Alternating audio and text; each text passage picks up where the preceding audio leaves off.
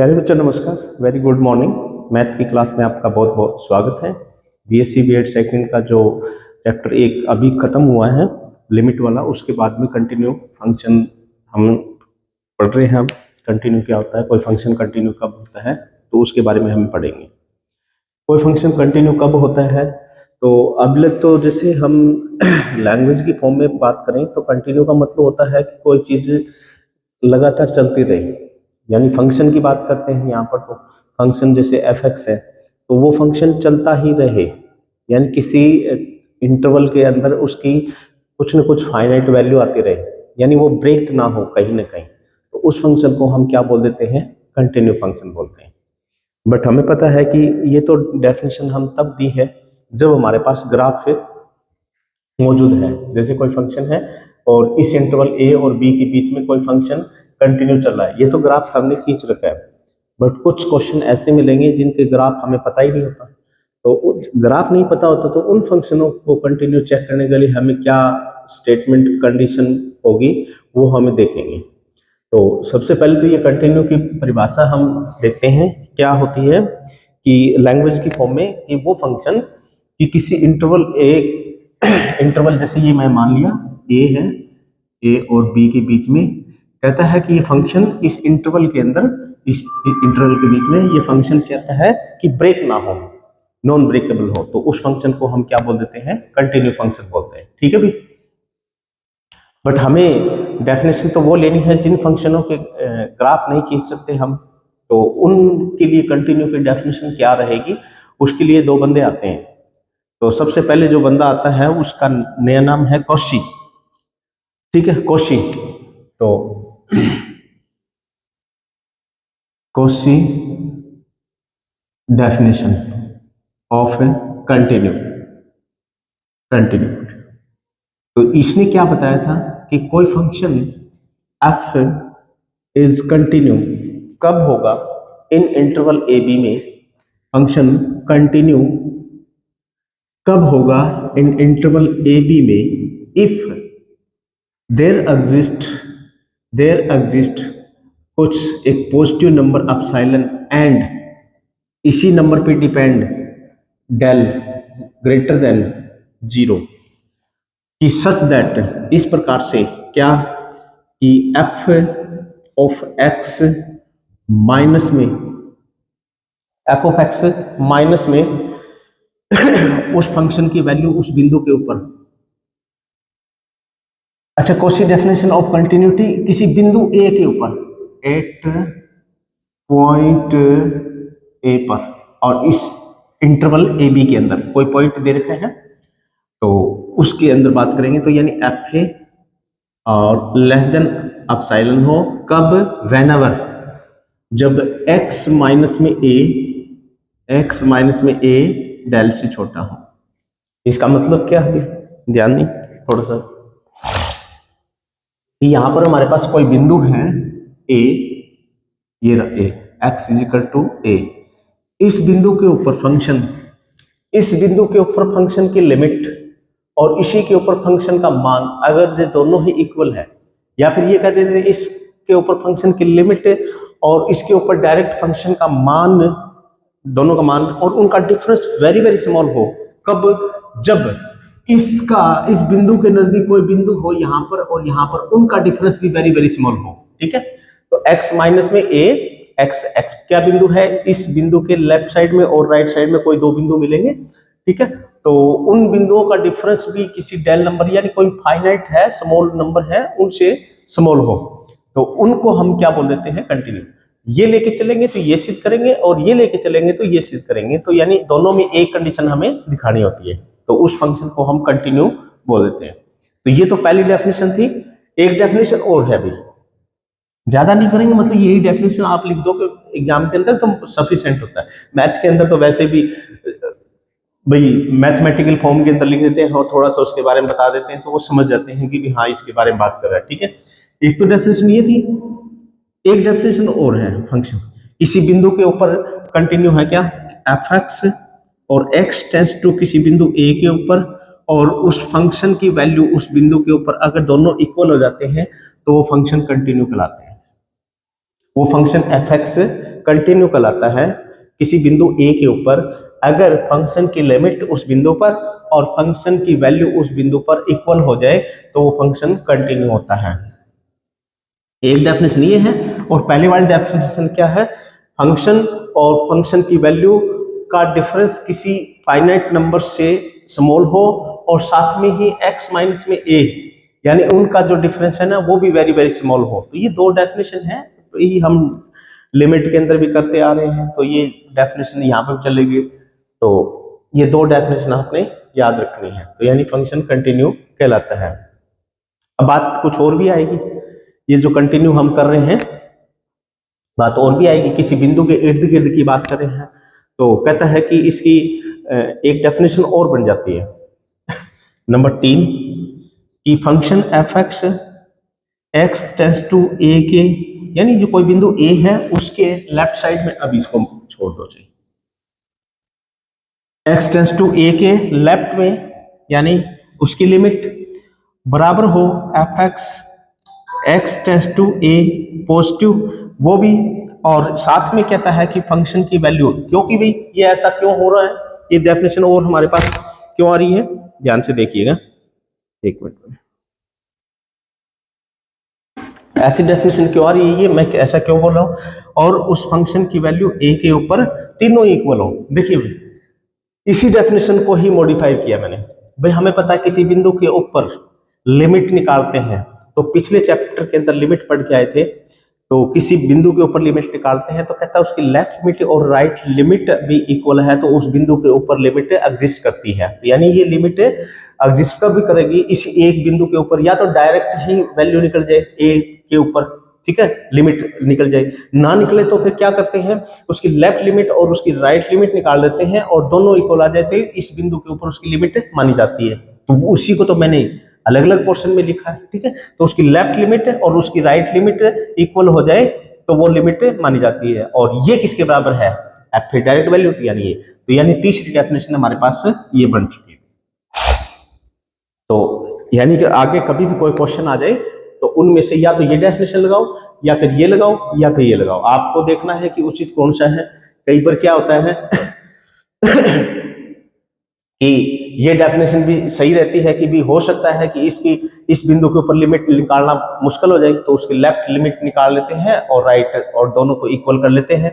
या कई बार क्या होता है कि क्वेश्चन के अंदर कुछ चीजें, फंक्शन के अंदर कुछ अननोन चर दे देते हैं, उनकी वैल्यू निकालने के लिए भी इन डेफिनेशनों का प्रयोग कर लेते हैं हम, ठीक है।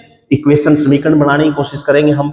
अब जैसे ये समीकरण, इसको इसके इक्वल रख लेंगे, इसको इसके इक्वल रख लेंगे, ये तो कोई ना कोई फाइनाइट वैल्यू देगा एल, तो इसको इसके बराबर रख लेंगे, इसको इसके बराबर रख लेंगे, दो समीकरण तैयार हो जाएंगे। तो वो जो अननोन, इनमें कोई अननोन होगा, कोई फंक्शन के अंदर अननोन वैल्यू होगी, चर होगा, तो उसको निकालने के लिए काम आ जाता है। तो यानी कई बार ये डेफिनेशन काम आती है। और इसमें कहता है कि जैसे भी इस फंक्शन के अंदर कोई अननोन चर है उसको निकालना हो, या अननोन कांस्टेंट है उसकी वैल्यू निकालनी है, तो क्या हो सकता है दो दे रखे हो अननोन कांस्टेंट, तो क्या ये डेफिनेशन काम आ जाएगी, नहीं आएगी। क्यों, क्योंकि हमें पता है कि इससे तो एक ही समीकरण तैयार होगा, दो चर पूछ रखे उन्होंने निकालने के लिए, तो हमें कम से कम दो समीकरण चाहिएगी सॉल्व करने के लिए, ठीक है। तो सिचुएशन के अनुसार हमें डेफिनेशन देखते हैं कि भी कौन सी सही रहती है। और ये डेफिनेशन कब लगाते हैं कि देखते हैं कि भी उसकी ये भी इजी होती है। मतलब कई बार क्या होता है कि क्वेश्चनों को सोल्व करना मुश्किल हो जाता है, उन क्वेश्चनों को सोल्व करना मुश्किल हो जाता है, ये लिमिट निकालना मुश्किल हो जाता है, तो यानी ये चीजें दिखा देते हैं कि भी एक डेफिनेट अंतर है इन दोनों का, तो वो अगर मिल जाता है तो वो कंटिन्यू हो जाता है। तो यानी सिचुएशन पे देखते हैं कि भी क्या होता है। उसके बाद में कहता है कि एक तो लेफ्ट कंटिन्यू होता है, एक राइट कंटिन्यू होता है। तो लेफ्ट कंटिन्यू क्या होता है, बस यहीं से मैं थोड़ा सा मॉडिफाई कर देता हूं, ये और ये इक्वल हो तो लेफ्ट कंटिन्यू, यानी क्या मैं लिखूंगा, left hand continue, left hand continue, यानी f left hand limit x tends to a x to is equal to f a बराबर हो, ठीक है। इसी प्रकार right hand continue f x और x tends to a positive और is equal to f a, यानी ये दोनों के बारी बारी इक्वल रख देने पर दो केस बन जाते हैं। तो ये हमारे पास लेफ्ट कंटिन्यू, ये राइट कंटिन्यू, यानी कि एक बिंदु के एक तरफ तो कंटिन्यू है फंक्शन। जैसे ये हमारे पास इंटरवल है, तो इसके जस्ट x इक्वल टू ए बिंदु के राइट में और इस बिंदु पर फलन का मान अगर इक्वल आ रहा है तो इस इंटरवल में कंटिन्यू है, और इसमें इक्वल नहीं आ रहा, मानो कि इस बिंदु के ऊपर और इस बिंदु के ऊपर, यानी इस बिंदु के ऊपर लिमिट और इसके ऊपर फंक्शन की वैल्यू इक्वल नहीं आ रही है, तो इस इंटरवल में कंटिन्यू नहीं है, इसमें कंटिन्यू है। ठीक है, तो कई बार क्या हो जाता है कि भी एक साइड में तो कंटिन्यू होता है, एक साइड में कंटिन्यू होता है, नहीं होता। ठीक है, तो कई बार ये भी देखना पड़ जाता है। उसके बाद में है कंटिन्यूटी इन ओपन इंटरवल। अब ये बहुत इंपॉर्टेंट है, कंटिन्यू इन ओपन इंटरवल।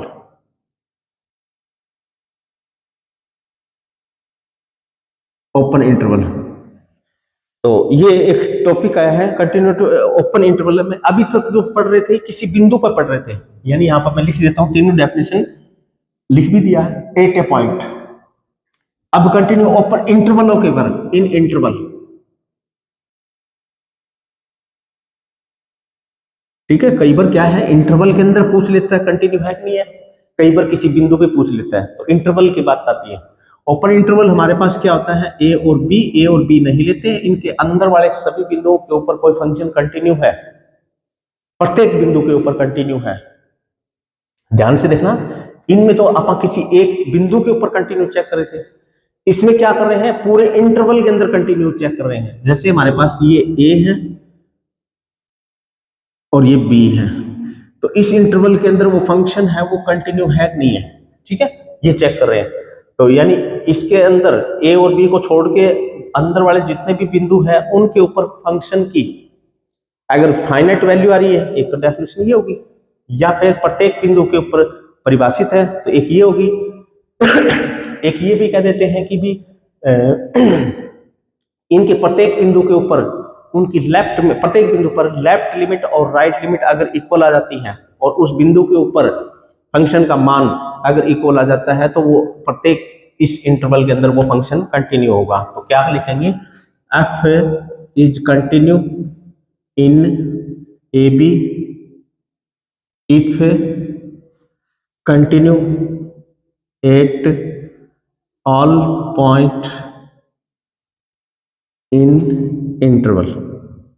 इस इंटरवल के अंदर प्रत्येक बिंदु पर कंटिन्यू, और प्रत्येक बिंदु पर कंटिन्यू करने के लिए हम क्या करते हैं, तो एक बिंदु पे कंटिन्यू चेक करने के लिए तो हमारे पास ये है, और बिंदु है अनंत, तो प्रत्येक बिंदु के ऊपर कंटिन्यू हम चेक कर सकते हैं। ठीक है, तो ये डेफिनेशन बन जाती है। उसके बाद में हाँ, इसमें एक बात और भी कह देते हैं कि ओपन इंटरवल के अंदर थोड़ा सा कंटिन्यू चेक करते हैं ना, तो कहता है कि इस बिंदु के लेफ्ट में, इसके राइट में, इसके लेफ्ट में, इसके राइट में अगर इन बिंदुओं पर कंटिन्यू है तो इस ओपन इंटरवल के अंदर कंटिन्यू रहेगा। ठीक है, उसके बाद में है नंबर 2, क्लोज इंटरवल में कंटिन्यू इन क्लोज। यानी क्लोज क्या होता है, ए और बी, यानी ये इंटरवल, यानी ए और बी भी लेना है। तो हमें पता है कि ए के लेफ्ट में तो कोई बिंदु है ही नहीं, ए के लेफ्ट साइड में तो कोई बिंदु नहीं है, और बी के राइट में भी कोई बिंदु नहीं है, तो यानी कहता है कि ए और बी के अंदर एक ओपन इंटरवल भी है। तो ये लिखो नंबर 1, ए बी, यानी इस ए और बी को छोड़ के अंदर क्या बचेगा, ओपन इंटरवल बचेगा, ए बी में कंटिन्यू हो। नंबर 2, अब प्रत्येक 2 बिंदु और बच गए।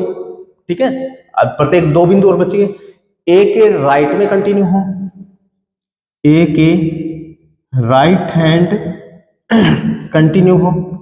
इसी प्रकार नंबर 3, बी के लेफ्ट में कंटिन्यू हो, बी के लेफ्ट हैंड कंटिन्यू हो, तो वो फंक्शन ओपन, वो फंक्शन क्लोज इंटरवल में कंटिन्यू रहेगा फंक्शन। ठीक है भी, तो ये कंडीशन हम चेक करेंगे।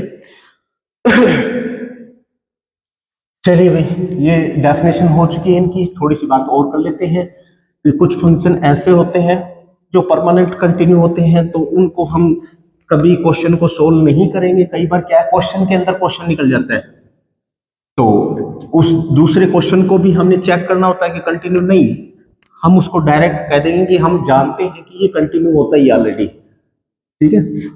तो उसके लिए हम कुछ फंक्शन है याद करने और पता होना चाहिए। तो नंबर एक, F x is equal to कोई कांस्टेंट फंक्शन है, कोई फंक्शन कांस्टेंट है, ऑलवेज कंटिन्यू होता है। नंबर दो, F x is equal to X की पावर एन, एक्स की पावर एन, एन धनात्मक होना चाहिए, वो भी कंटिन्यू होता है, यानी ये तो हमारे पास क्या अलजेब्रा है। नंबर तीन, f x is equal to e की एक्स, ऑलवेज कंटिन्यू। नंबर चार, f x is equal to sine x function, f x is equal to cos x function, f x is equal to log x, ठीक है। F x is equal to a की power x function, ठीक है। तो ये सारे function क्या होते हैं, कंटिन्यू होते हैं, मतलब हमेशा ही। तो ये कभी न कभी कहीं क्वेश्चन के अंदर आ जाए तो वो हमेशा ही कंटिन्यू होते हैं, इनको मतलब थोड़ा सा ध्यान रखेंगे। उसके बाद में क्या है, कुछ और भी है, हाँ एक दो और भी बच जाते हैं। नंबर 8 है f x is equal to ये मॉडुलस फंक्शन।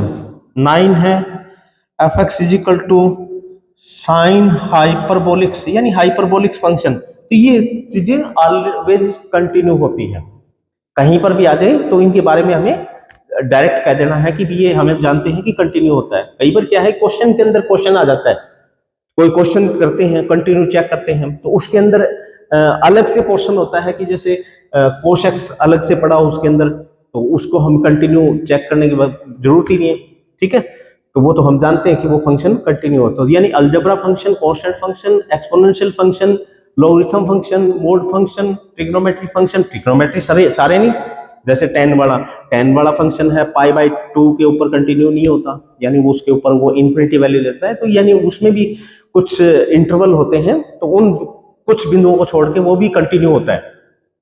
तो यानी 10 के अंदर साइन और कोस हमेशा ऑलवेज ही कंटिन्यू होते हैं, क्योंकि हमें पता है इसका ग्राफ अगर देखें तो ये हमेशा चलता रहता है, कहीं भी ब्रेक नहीं होगा।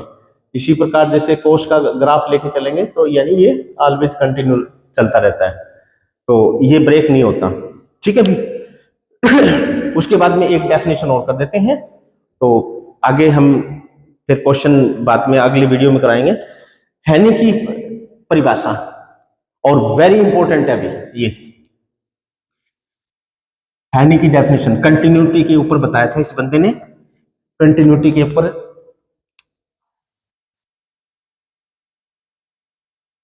हैनी कंटिन्यूटी क्या बताया था इसने, कोई फंक्शन है इज कंटिन्यू इन इंटरवल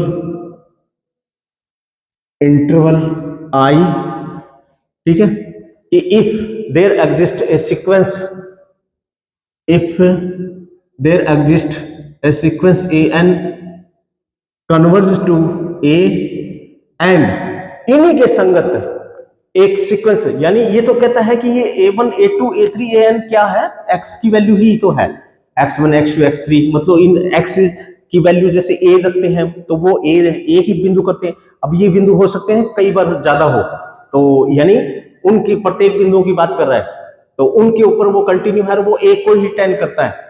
तब कहता है इनके संगत फंक्शन का FAN भी कंटिन्यू हो, किसको, FA, ठीक है। तो यानी उसको टेन करें तो यानी फंक्शन इन बिंदुओं के ऊपर, उन सीक्वेंस के बिंदुओं के ऊपर भी कंटिन्यू करेगा, किसको, जो फंक्शन f कंटिन्यू करता था किसी बिंदु को a को, यानी उनके जो बिंदु होते हैं ना, एक मिनट इसको समझना है ना, तो ऐसे समझेंगे, ये x इजिकल टू a1 है, ये a2 है, ये a3 है, ये a4 है, और ये सीक्वेंस ही बना ली मैंने किनकी, x की, और ये an है, चलते जाए। ये सारे बिंदु किसी एक बिंदु के नजदीक जा रहे हैं, किसके, a के। तो कहता है कि इन बिंदुओं के ऊपर फंक्शन, इन बिंदुओं के ऊपर फंक्शन, यानी fa1,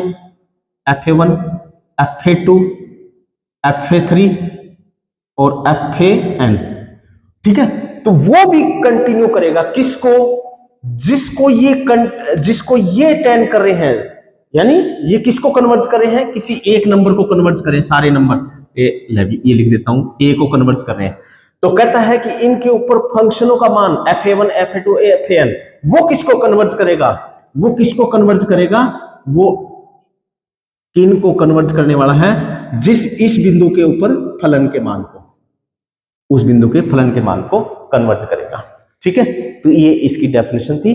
तो ये हो सकता है कि किसी क्वेश्चन के अंदर यूज हो जाए, बट इसकी डेफिनेशन जरूर आती है ये। ठीक है, डेफिनेशन बहुत ज्यादा इंपॉर्टेंट है इसकी, तो थोड़ा सा ध्यान रखेंगे, और बहुत बार पूछी जाती है भी। ठीक है भी, तो हम ज्यादा लंबा नहीं करेंगे, थोड़ा थोड़ा करेंगे हम। कंटिन्यूटी का बस इतना पोर्शन आप पढ़ना थोड़ा सा।